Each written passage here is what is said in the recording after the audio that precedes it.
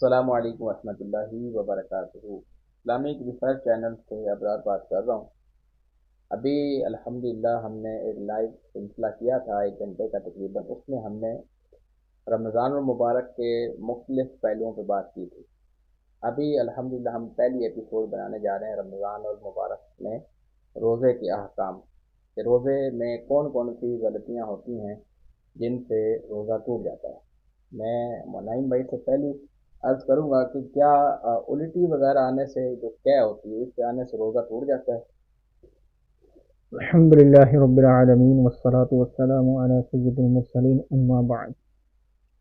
اس حوالے سے عرض یہ ہے کہ الٹی یعنی کہ دو صورتیں ہوتی ہیں۔ ایک صورت یہ ہے کہ خود جو ہے وہ انگلی ڈال کر کیا کی یعنی الٹی کی، اگر وہ منہ بھر ہو تو روزہ ٹوٹ جائے گا، یہ ایک صورت ہے۔ دوسری صورت اس کی یہ ہے کہ خود بخود الٹی ہے اور وہ منہ بھر ہو، یعنی کہ منہ بھر الٹی کی تعریف آپ یوں سمجھ لیں، فتاوی ہنیہ میں تو یہ تعریف دی ہوئی ہے منہ بھر الٹی کی کہ جس کو جو ہے وہ روکا نہ جا سکے۔ تو منہ بھر اگر الٹی ہو اور اگر وہ خود بخود آئے تو چاہے جتنی مرضی ہو وہ منہ بھر ہو اور کافی زیادہ آتی رہے تو اس سے روزہ جو ہے وہ نہیں ٹوٹے گا، لیکن قصدن یعنی جان بوجھ کے خود الٹی کی اور وہ منہ بھر ہوئی تو اس صورت میں جو ہے وہ روزہ ٹوٹ جائے گا۔ ٹھیک ہے۔ اچھا، دوسری عرض یہ ہے کہ روزے کی حالت میں احتلام ہونا اور اس میں غسل کا کیا طریقہ ہوگا، کیا اس سے روزہ ٹوٹ جائے گا؟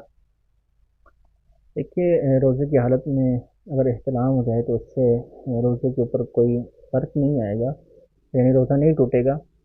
اور غسل کا وہی طریقہ ہے جو عام طریقہ ہے، البتہ اس میں یہ ہے کہ غرغرہ یعنی غرارہ وغیرہ یا غرغرہ کرنا، گلے میں جس طرح منہ میں پانی ڈال کے جب وہ غرغرہ کرتے ہیں تو یہ نہ کرنا چاہیے کہ کیونکہ اس سے جو ہے نا وہ حلق سے نیچے پانی اترنے کا اندیشہ ہوتا ہے۔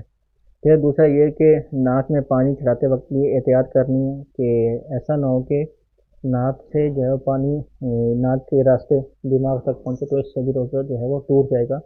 لہٰذا احتیاط کے ساتھ جو ہے وہ ناک میں جو ہے وہ پانی ڈالا جائے گا اور کلی بھی احتیاط کے ساتھ کی جائے گی، یہ دونوں فرض ہیں، اور پورے جسم پر پانی بہانا یہ بھی فرض ہے، تو یہ تینوں فرائض ادا کیے جائیں گے تو ہی غسل ہوگا۔ بعض لوگ یہ کہتے ہیں کہ جناب آپ جو ہے وہ نہا لیں، صرف ظاہری بدن پہ پانی بہا لیں، اور جو کلی ہے اور ناک میں پانی چڑھانا ہے وہ افطار کے بعد کر لیجیے، حالانکہ یہ بالکل غلط ہے۔ اس دوران جو آپ کی نمازیں ہیں وہ بھی ایک تو ضائع ہوگی، دوسرا یہ کہ آپ حالت جنب میں ہوں گے، یعنی کہ جنبی کی حالت میں ہوں گے، اور روزے کی حالت میں مطلب کہ ایک تو آپ کا روزہ ہے پھر اوپر جنبی کی حالت میں ہونا، تو یہ ایک تو گناہ ہے کہ آپ جو ہے وہ جان بوجھ کے غسل کو فرض غسل کو جو ہے وہ مؤخر کر رہے ہیں، پھر دوسرا آپ نے اس دوران نمازیں بھی پڑھنی اور عبادات بھی کرنی ہے۔ اور جنبی کے بارے میں تو ویسے بھی ہے، حدیث پاک میں ہے کہ گھر میں اگر جنبی ہو یا کتا ہو تو رحمت کے فرشتے نہیں آتے، اللہ اکبر۔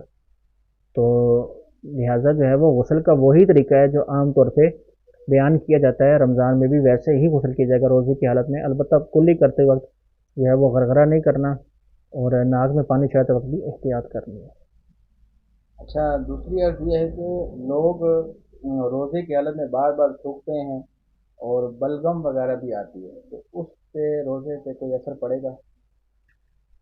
اگر جو ہے وہ جو تھوک ہے نا وہ منہ کی چیز اگر منہ کے اندر ہی ہے تو اس کو نکل سکتے ہیں، اور بعض لوگ جو ہے وہ بلا وجہ اس کو تھوکتے رہتے ہیں، تو تھوکنے کی کوئی ضرورت نہیں ہے بار بار۔ اسی طرح اگر بلغم جو ہے وہ منہ کے اندر ہے، مطلب کہ اندر ہی رہتی ہے منہ کے اندر ہی، تو اس کو نگل لیا تو روزہ جو ہے وہ اس صورت میں بھی نہیں ٹوٹے گا۔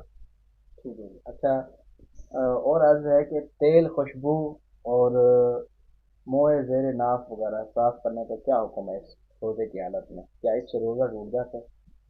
یہ عوامی غلط فہمی ہے کہ تیل لگانے سے روزہ جو ہے وہ ٹوٹ جاتا ہے، حالانکہ رسول اکرم علیہ السلام جو ہے وہ روزے کی حالت میں تیل استعمال فرمایا کرتے ہیں، اور اس طرح خوشبو استعمال کرنے سے بھی روزہ جو ہے وہ نہیں ٹوٹتا۔ اور رہی بات جو ہے وہ غیر ضروری بالوں کو صاف کرنے کی، تو اگر غیر ضروری بال بھی صاف کیے اور روزے کی حالت میں تو اس سے روزے کے اوپر کوئی فرق نہیں پڑے گا۔ اور سرما وغیرہ ڈالنے سے بھی؟ سرما ڈالنے سے بھی جو ہے وہ روزہ نہیں ٹوٹتا، تو میں ڈال سکتے ہیں روزے کے آپ میں۔ ٹھیک ہو گیا۔ اچھا، رمضان المبارک میں ہم سوئے اور سحری میں آنکھ نہ کھلی تو کیا سحری کے بغیر روزہ ہو جائے گا؟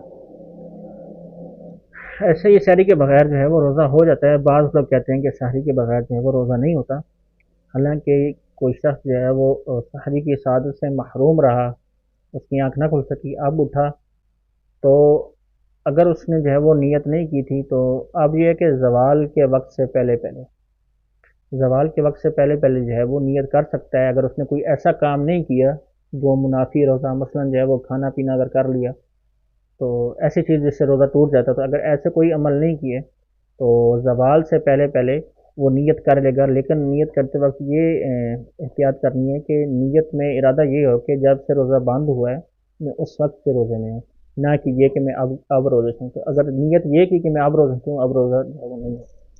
ٹھیک ہو گیا۔ اچھا، ایک اور عرض ہے کہ بعض اوقات نا ہمارے کچھ علاقوں کے اندر یا ہمارے بڑے بوڑھے جو ہے نا، جب سحری کا وقت ختم ہو جاتا ہے تو وہ یہ کہتے ہیں کہ ابھی فلاں مسجد میں یا فلاں علاقے میں ابھی اذان نہیں ہوئی ہے، تو سحری کا اذان کے ساتھ کیا تعلق ہے؟ دیکھیے، سحری جو ہے اس کا وقت الگ ہے، اور جو اذان ہے عموماً وہ الگ الگ وقت میں دی جاتی ہے۔ ہمارے ہاں جو ہے وہ سحری کا وقت جب ختم ہوتا ہے تو ایک خاص قسم کا ہوٹر اور سائرن وغیرہ بجتا ہے، جس سے یہ بات جو ہے وہ پتہ چل جاتی ہے کہ سحری کا وقت ختم ہو چکا ہے۔ اور اب تو جو ہے وہ کیلنڈر کی سہولت بھی آ چکی ہے، موبائل میں بھی ایسی اسلامک ایپس آ چکی ہیں جس سے پتہ چل جاتا ہے کہ سحری کا انتہائی وقت ہے، یعنی وہ کیا وقت ہے جس وقت سحری ختم ہو جاتی ہے۔ لہٰذا اذان کے انتظار میں کھاتے پیتے رہنا، تو یہ وہاں علاقے جہاں جو ہے وہ سحری کے وقت، عموماً ہمارے علاقوں میں جتنے بھی ہمارے علاقے ہیں عموماً ان میں سحری کے وقت اذان نہیں ہوتی، یعنی ایسا نہیں ہے کہ سحری جب ختم ہو تو اس وقت اذان شروع ہو، بلکہ جو ہے سحری کے ختم ہونے کے کچھ وقت بعد جو ہے وہ اذان دی جاتی ہے۔ تو اگر جو ہے وہ ایسا کیا کہ سحری کے انتظار میں، اذان کے انتظار میں بیٹھا رہا اور جو ہے وہ کھانا پینا کرتا رہا یہاں تک کہ اذان ہوئی اور سحری کا وقت ختم ہو چکا تھا اور اذان ہوئی اور اس نے اذان کے دوران بھی کھانا پینا جو ہے وہ نہ چھوڑا، تو اس صورت میں اس کا جو ہے وہ روزہ اصلاً جو ہے وہ نہ ہوگا، شروع ہی نہیں ہوگا۔ اچھا، اس میں ایک اور عرض بھی ہے کہ جیسے افطار کا ٹائم ہوتا ہے، اس میں تھوڑی توجہ دیجیے کہ ناظرین آپ لوگ بھی، کہ جب افطار کا ٹائم ہوتا ہے تو ایک خاص قسم کا مسجد سے یا کہیں سے بھی الارم ایک بجتا ہے، ٹھیک ہے؟ تو اس وقت ہم جب روزہ افطار کرتے ہیں تو وہ الارم کے اوپر کرتے ہیں، نہ کہ اذان کے اوپر، اس حوالے سے کیا فرماتے ہیں؟ یہ ایسے ہی ہے، افطاری کا وقت بھی اذان کے اوپر موقوف نہیں ہے، عموماً جو ہے وہ مساجد میں اذان افطاری کے وقت کے بعد ہی دی جاتی ہے تاکہ جو روزہ دار حضرات ہیں وہ روزہ افطار کر کے جماعت میں شریک ہو سکیں۔ جب سائرن بجتا ہے تو تبھی افطاری کی جاتی ہے، تو سحری کا بھی یہی معاملہ ہے تاکہ لوگ جو ہے وہ روزہ جو ہے وہ بند کر کے نماز کے لیے تیار ہو سکے اور مسجد کی طرف رخ کریں۔ اب یہاں یہ بیچ میں کوئی لاجک وغیرہ گھسانے کی کوئی ضرورت نہیں ہے کہ جی وہاں ابھی اذان ہو رہی ہے، اور اذان کا بالکل کوئی تعلق نہیں ہے اپنا روزے کے ساتھ۔ اسی طرح جیسے میں نے عرض کیا ہے کہ مغرب کی جب اذان وغیرہ ہوتی ہے تو اس سے پہلے ہی الارم بجا دیا جاتا ہے، روزہ افطار کر لیں پھر ہی اذان ہوتی ہے۔ اچھا، اس کے علاوہ دوسری عرض یہ ہے کہ کہیں جا رہے تھے، راستے وغیرہ میں کوئی چوٹ وغیرہ آ گئی یا خون بہنے کی صورت میں یا خون ٹیسٹ کروانے کی صورت میں یا کسی کو خون دینے کی صورت میں، ان سب صورتوں کے اندر کیا روزے پہ کوئی اثر ہوگا؟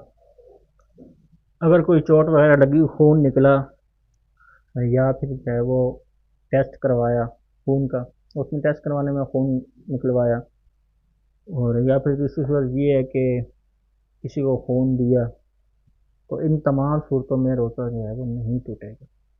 صحیح۔ روزے میں انجیکشن وغیرہ یا کوئی ڈرپ وغیرہ لگوانا؟ روزے میں انجیکشن اور ڈرپ وغیرہ لگوا سکتے ہیں، اس کے اوپر، اس سے روزے کے اوپر کوئی فرق نہیں پڑے گا۔ یہ بعض علماء نے اس میں جو ہے وہ خلاف کیا ہے، لیکن قوی تر قول یہی ہے کہ انجیکشن اور ڈرپ لگوانے سے روزہ نہیں ٹوٹتا۔ روزے کی حالت میں خون بھی دے سکتے ہیں یہ آپ فرما رہے ہیں؟ جی، روزے کے حالت میں خون بھی دے سکتے ٹھیک ہو گیا۔ روزے کی حالت میں جو دمے کے مریض ہوتے ہیں ان کے حوالے سے کیا حکم ہے؟ وہ جو ایک خاص قسم کا وہ لیتے ہیں، ہوا وغیرہ جو ہوتی ہے، اس سے کیا ہوگا؟ روزہ ٹوٹ جائے گا؟